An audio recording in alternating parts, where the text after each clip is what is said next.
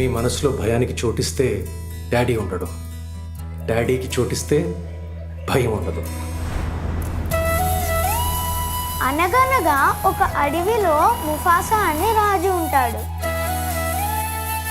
ముఫాసాకి Simba అంటే చాలా ఇష్టం.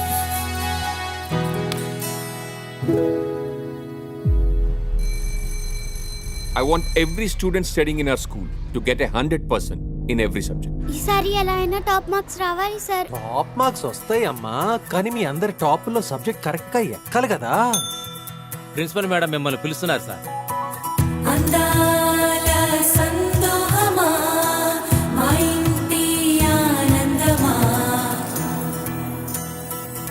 Ma'am, this is an international school. మీ సొంత కొడుకు కూడా 5 subjects లో ఫెయిల్ అయ్యాడు. రామ్, ఎగ్జామ్ లో ఎందుకేం రాయలేదు? Speak up. నువ్వు స్కూల్లో ఉన్నట్టు ఇంట్లో కూడా ఉంటే ఎలా? ఓ రియల్లీ? మరి నీ ప్రేమ పాస్ చేసిందా?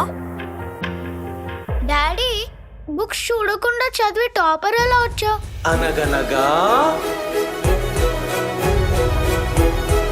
ఎడ్యుకేషన్ వేరు, ఎంటర్టైన్మెంట్ వేరు. దేన్నో తీసుకొచ్చి సింహాసనం మీద కూర్చోబెట్టి అదేదో చేసింది కదా. నాకు సరిగ్గా గుర్తులేదు, మీ ఆయన చెప్పుకుంటాడు. వాట్స్ హ్యాపెనింగ్ యాస్? Are you out of your mind? ఇప్పుడు ఆలోచించాల్సింది రామ్ గురించి. నీలా బట్టలు వేయడం స్టార్ట్ చేశాడు, నీలా బుక్స్ చదవడం స్టార్ట్ చేశాడు, అండ్ పెద్దయ్యాక నీలానే he will end up nothing. Ram నన్ను వదులు, రామ్ నన్ను వదలమన్నానా?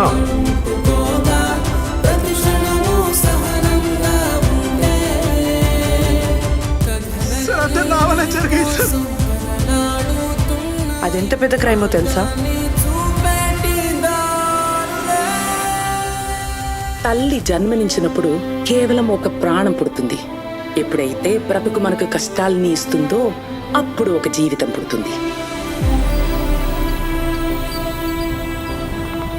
ఎందుకు రామ్ నేనంటే నీకు అంత ఇష్టం? ఎందుకంటే నువ్వు నాన్నవి కదా.